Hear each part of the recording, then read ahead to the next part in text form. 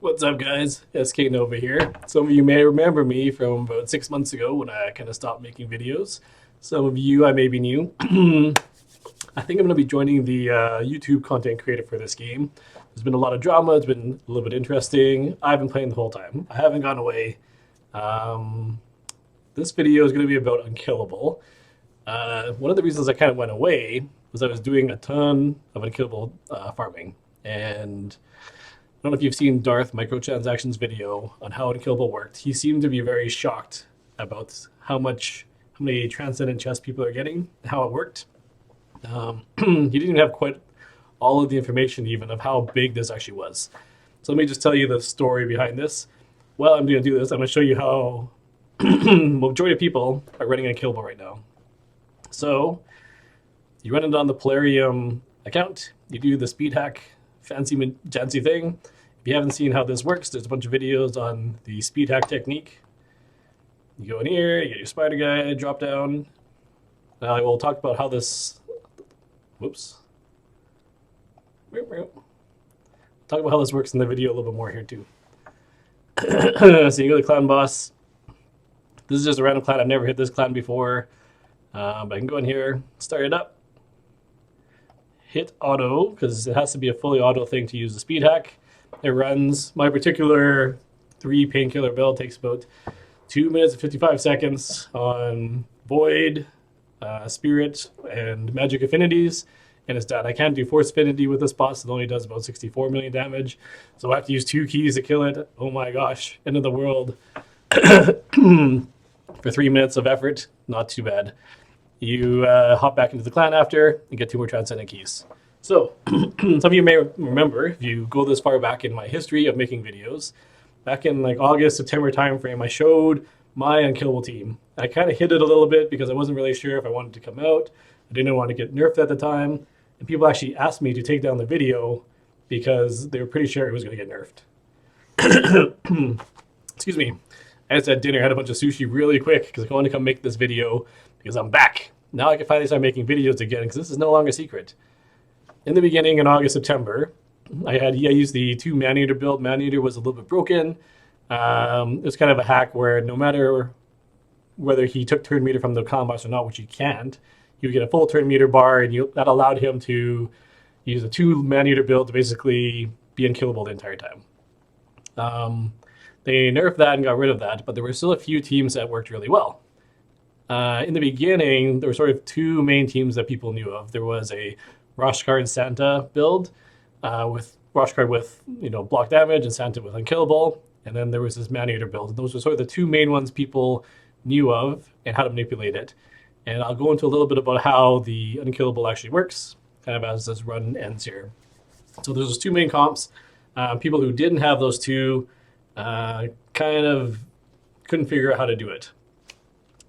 The person who figured it out, super genius, figured out how the whole turn meter manipulation works. So they can figure out how much speed you actually need to make someone with a 4-turn cooldown go twice per round, and how to make it alternate and all those kind of things. There's some crazy, not math, but thinking and planning and trial and error and figuring this out to make it work. Fast forward a little bit, and the Man-Eater build got... Drop my phone here. Sorry about that. Man-Eater build got nerfed. They changed how Man-Eater worked. They got rid of it. So then what kind of came about was this 3 Painkeeper, 1 Man-Eater build. So one of the keys to all these Unkillable builds is how do you do enough damage before the turn meter limit? And for those of you who don't know, there's a 1,000 turn limit on how many turns your entire group can take. So the clan boss counts as 1 turn. Each of your 5 characters counts as 1 turn, so 6 turns per round. Averages out to 150 to 160 rounds. We'll stop this here. You don't want to go over the turn meter limit. If you go over the turn meter limit, your run counts for nothing and you don't get anything. The speed hack, you can figure out exactly kind of ballpark how much time it takes. So if I go past 3 minutes and 15 seconds, then I'd probably pass the turn meter. So there's around 2 minutes and 58 seconds. I did more damage than I needed to, 79 million damage. Painkeeper build. I will show you my characters. Speed does matter in this case. For this particular build, they're all within the clan boss turn meter range, which is about 191 speed to 205 speed. The numbers, I guess, are kind of important, but it's probably too late for anyone to do this. So this isn't the first video or anything that anyone's ever made on this. So here's one 196 speed painkiller, 192 speed painkiller, 196 speed painkiller. Speed is the really only important factor, but then other than the speed, you just want damage stats. Do as much damage as possible. All of them I ended up getting masteries on to make the runs go a little bit faster. They're not super overgeared. You do have to be careful in terms of like healing and turn meter manipulation and things like that with Painkeepers. But that's those. I use the Maneater, who is also 6-star, just for the masteries, going level 54. I actually left him at level 54 because I have other Maneaters that are level 60, and when they go out of the vault, it's hard to figure out which one it is. He is the slowest in the group at 191 speed, so he goes last, which allows this comp to really work. And then I have a Dracomorph in the vault here. We will pull him out. And he's in the 200 speed, so 191 to 205 speed range. He happens to be the fastest. So he will go first and put stuff like the defense down and weaken, and that's what makes him do as much damage. So he's not really geared for super damage. I could have probably geared him a lot more, but it worked, right? If I reduced it from 2 minutes and 55 seconds down to 2 minutes and 45 seconds, it's not really a big deal. So I gave him gear that worked, and I used him for dungeons and faction wars and stuff like that too. So he's kind of multi-purpose geared right now. He's not super defensive, but he's not full out offense, right? I could have made him a little bit stronger if I wanted to. Doesn't need to be super fast to gear, all geared up, but just mostly cares about speed and whatever stats, and enough accuracy to land your poisons for Dracomorph, obviously. People are also using Occult Brawler, people are using Aothar, people are using Venus. There's a bunch of different comps that work around like that. The Santa Rush card build, the difference between the Santa Rush card build and the Maneater build is Maneater has that ability where he blocks debuffs. And this is kind of key because the Spirit Affinity clan boss kind of caused a lot of problems for people. If you don't know, the Spirit Affinity clan boss puts a decreased speed debuff. And because this is so finely tuned around speed, if your characters have the speed debuff, it'll shift their speed enough to throw your whole rotation off. So what people brought the secrets to that was to build a Doom Priest. And so a lot of the comps, you'll see the Doom Priest in there, because Doom Priest removes buffs as soon as they start their turn. So they would put Doom Priest right at the 205 speed, which is sort of just the beginning edge of the clan boss turn meter. And that would allow Doom Priest to usually go first in the round. And then on that particular turn when the clan boss is going, the clan boss would hit, and Doom Priest would kind of go immediately after and wipe out take away the buffs. There's other options. People use Bad L. You'll see that in the combinations. People use Grizzled Jarl, who also has block debuffs. There's other characters with block debuffs, so that can all be used. But yeah, so that's the thing there. Santa Rush card, Doom Priest was sort of the combo that worked really well because you could Rush card Santa are pretty high damage, and you had two options for damage dealers, which gave you the option to use something like Dracomorph or Vizier in Dracomorph, or a counterattack in Venus, or counterattack whoever, someone with poisons on it that did a lot of damage. And the whole key is to like put as much poison on the boss as possible. So that's basically how the Unkillable comp works. There's two Maneater, two Painkeeper compositions. There's these interesting ones with like a Rush card and a Warcaster. They both use block damage buffs, certain timing. There's a whole bunch that kind of spewed out. There was kind of the revive option where using Crimson Helm or Lightsworn, where the characters would die and they come back alive. Whole bunch of combinations all kind of came about as people started to realize and figure this out. That's not the super crazy thing. So all this kind of started happening between August, September. We kept it kind of hush-hush. There was a few comps that worked. People were doing it, but it was still very manual. And I actually scripted. I used a program called Sakuli to script my entire run because like it wasn't auto. It wasn't fully auto at that time. It was I had to manually select the heroes and choose them. So I used a script. There was sort of a loop, and it would hit all the buttons for me on the screen. And it would take about 45 minutes to run. So I could remote into my PC remotely, run this script, and do the Unkillable. And I was doing maybe 5, 6, 7 clan bosses a day. Not an insane amount, but it was enough to kind of keep me going in the game, right? I'd spend a couple hundred gems per day on keys, but excuse me, nothing excessive. And then what happened is Plarium released this PC app, and people started to figure out the speed hack. And the speed hack, which I showed you here, was a whole game changer. So now that people could speed hack, it took their runs from fully auto run. So if you had the Washcart team, for most people it was anywhere between 15 and 20 minutes, maybe 25 if it's a slow team, right? Down to maybe 13 if you're really fast and that's the right affinity. So the runs were still taking a decent amount of time, and to sit there on your computer and do 15 runs and switch clans was still a bunch of effort. But then they released the Plarium app. People figured out the speed hack, and all of a sudden your runs go from 15, 20 minutes down to 1 to 2 minutes. So interesting things with this app. If you go to the options here and you increase the frame limit, it drops my run from 3 minutes down to somewhere in the 150 to 2 minute range. But it lessens the window and makes it more likely that I'll hit the turn meter increase. I'm trying to keep it as accurate as possible so that I don't do excessive damage to the clan boss, but I also don't go under. And if it was going faster, I'd get this weird range where I would sometimes miss it. So I left it at 60 frames per second. If I slow it down to 30 frames per second, then it actually takes a little bit longer. So if I go to unlimited, it's faster. Funny story. So I can speed it up to make it even faster, but 3 minutes for a clan boss run for 2 transcendent chests is absolutely insane. One thing, I did post this in a video a while ago too. That's defined here. So I made this tab and this transcendent chest checker. So let's see if I can unhide. I don't want to hide the row, I want to unhide them all. Unhide rows. So you can see here in September I started tracking because I wanted to kind of see how valuable is a transcendent chest. And people did all these videos, like Darth and a lot of great content creators did these videos on what is the best thing to spend money on, what are the best packs to buy, all those kind of questions. If you were a clan boss hopper, the only thing you wanted was gems. There was no other pack that was as valuable as the 5,500 gems for 99 US dollars, 140 Canadian for me, because every one of those clan boss chests, I can show you the results here. I blow this up. So zoom in here. Boop, boop, boop.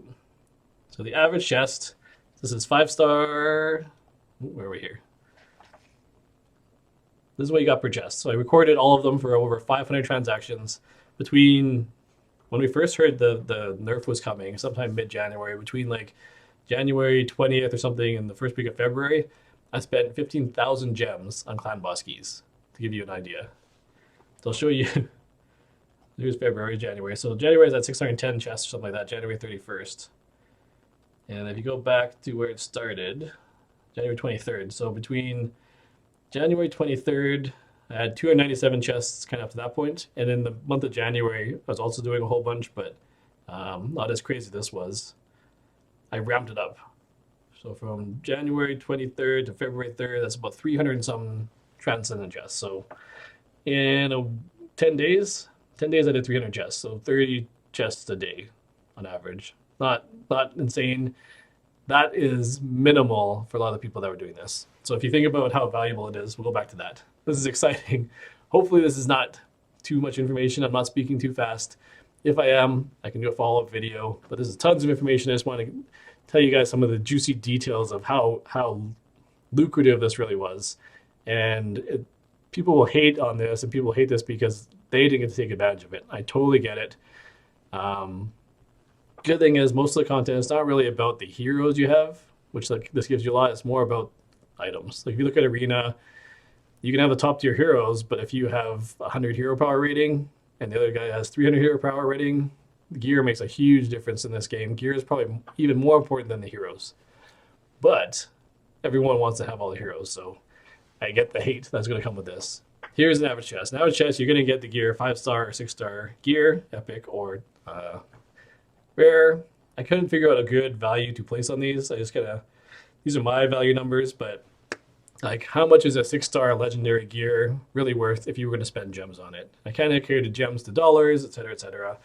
These are numbers I came up with in terms of gems. A 6-star legendary, 300 gems. Is it? You tell me if it's wrong, whatever, we can change the numbers. Still pretty lucrative to get that. On the average, you get about 13% of the chests will have a 6-star legendary gear, 29% will have a 6-star epic piece. Both of those are probably usable for majority of people if they roll good stats. Do they roll good stats? Most of the time, no, but still pretty good. But here's the other important thing, shards. So 60-ish%, 63% of the time, the chest is going to have shards. And when you do this, this is per chest. So your 100 gems is turning into 2 of these. You're going to get, sacred shards 12% of the time, 10 to 12% of the time, probably for most people. So that means that every 5 clan bosses you do, you're getting a sacred. So people that have 400 sacreds have probably done, what is the math, 40 times 5, or 400 times 5, 2,000 clan bosses. I don't know if that's right. Regardless, a lot. So 1 in 10. So 1 in every 5 clan bosses you do, you get a sacred shard. So people that are doing 50 clan bosses a day are probably getting close to 10 sacred shards a day, we would say. And yes, people are doing that much. If you think about the conversion, 50 clan bosses a day means that they get their 4 keys, plus they're spending on 46 keys. So that's 4,600 gems they're spending a day. Most of them end up having to buy the 4,200 gem pack for $100 US. So they're probably spending about $100 a day on average to keep this going. And this really ramped up in sort of December. The speed hack kind of got figured out in November timeframe. I didn't hear about it until sort of late December. And then December, January, that's when the whole thing blew up. So there were a lot of Chinese players / clans. You got to give them props for being super smart and efficient about this. That just built insane pools of clans. And weekly, there's more and more clans going, to the point where there was lists of 100 plus clans. Sometimes people were selling these lists for X dollars. We'll give you this list of clans that you can hit daily. All of them are dying. So as long as you go hit them, you're gonna get 2 chests, per 100 gems that you spend per key, if you can 1 key it. And you can do 100 clans a day. Obviously, a lot of them die really quickly, but even if you do 30, 40, 50, that's an insane amount of clans. So there's a supply of more clans that people could do from somewhere around near Christmas time frame until now. So really 40-day window is when this really kind of blew up. Before that, people were probably, doing the slow method. The clan runs take them 40, 50 minutes. You're only doing 4, 5, 6, 7 in a day. Not huge numbers, to the point now where people are speed running it and doing 50 in a day. Because if it only takes you 2 minutes per run, people can easily knock off 40, 50 clans a day, as long as they have them open. Very interesting. Today is the very last day of Unkillable. It's been I've heard clan boss Armageddon. Everybody's kind of rushing to just use their coins last minute, or their gems. Get this done, get as many chests as possible, because this is all going away tomorrow. With all of the hate from the Draco Gate and this patch, which is super underwhelming, most likely with no content.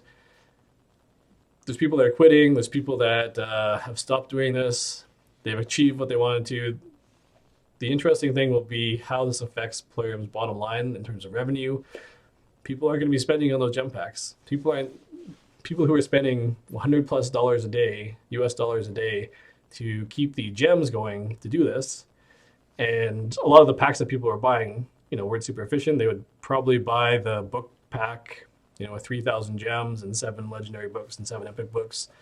They would buy the shard packs, whatever gave them the gems. So it wasn't purely gem conversion, but they're buying a lot because they found a lot of value out of it. Once that goes away, those 5,500 gem packs you don't really need, because the energy packs and maybe even the shard packs are probably better value for what you get than those pure gem packs. No one's going to be spending, most of the whales probably aren't going to be spending 100 gems a day. The champion chase tournaments, the first couple will probably be really big still, but they're going to start decreasing very fast as people burn through their shards, and going from 100 chests per day to 2 chests per day, because that's all you can get now after 1.13. The amount of shards out there is going to reduce significantly, possibly giving people a better chance of winning those champion chase tournaments. We're not going to see those huge numbers that we used to, because it wasn't people spending entirely. It was people who had 1,000, 2,000 ancient shards, 300, 500 sacred shards, 900 void shards. Those people could burn through huge amounts of shards and win the champion chase tournament, plus buy a little bit just to make sure that they're at the top. Those people are all going to be gone eventually. Some may hold on to their shards for new heroes and things like that. Some might have all the characters they want or need already. I'm sure there's people out there that already have all the characters. Very hard to do. They might be missing, one or two, like a Hegemon or something like that. But this is a very interesting time for the game. Not saying the game is going to die. I think there's a lot of room and a lot of time for them to increase the amount of content and make this a lot better. But it's going to change the game. Lots of people hated the change, the nerf. My personal opinion is probably needed. Tons of people are getting burnt out. I mean, people can't really afford to pump $100 a day into a video game forever. Even the super whales, for a game that doesn't have any content and it's not exciting them anymore. Eventually that adrenaline rush starts to die off and you get burnt out of doing this. So things are going to shift. And is that going to be a big change for the game? Hard to say. But not a rant video, just kind of explaining how it is. So if you guys have questions in terms of how this Unkillable thing worked, I'm sort of a small fish in the big pond of how this is. I didn't do as many clans as a lot of people did. But you've probably seen some of my videos. I was getting per month probably 20 or 30 sacreds a month on average, doing my 5 to 10 clan bosses a day. And this is what I have now. I blew through about 400 ancient shards last event. I opened about 30 sacred shards to try to get a second Dracomorph. Same thing, about 30 for Duchess, the event before that. So I probably opened, I don't know, 500, 400, 300 sacred shards in my time so far. So I'd say much further ahead than the free-to-play people. And my account is pretty stacked, but not super stacked. There's still a bunch of heroes I want. I think there's about 30-ish legendaries I don't have, and one epic. I still don't have a Madame Ceres. That's probably the only epic I don't have. Every other one I have. I spent a lot of gems on leveling. I wouldn't say I'm super far ahead of the game. I'm not, number one in Arena. There's still a bunch of characters I want. I don't have a Duchess. I don't have Madame Ceres. Things like that. I don't have a Mountain King. So when, Darth throws away his Mountain King, that's kind of a sad moment. If I had two, maybe I could do that, but not having one at all. There's a bunch of arena heroes I still want. It's still competitive. I'm definitely way ahead of the curve now, but I don't have everything. I would say I'm probably like the slightly above average in terms of how the hardcore clan boss people would do this. So even the high number of shards doesn't necessarily mean people are going to have all the characters. It's going to mean they're going to have a lot more characters, but that just means they're going to spend more money leveling and gearing them up. Maybe they'll do better in faction wars. But in terms of arena, there's still probably a pool of 10 to 15 heroes. As long as you have a good combination of them with the right gear, you'll do fine in platinum. So I think people who wanted to spend more energy and shards or gems on grinding gear are probably going to be equal to or further ahead the people who just spent all the time and effort on the clan boss. And then as time progresses, it'll all balance out again. With the new platinum tier stuff, which I don't think it's really cool for people that are getting that gear, but I don't think it's great for the game at this point. It just kind of like alienates and makes the separation between the haves and the have-nots even bigger. I'd rather have more content to get more shards for everybody and more gear for everybody rather than limiting it to very few people. That's just me.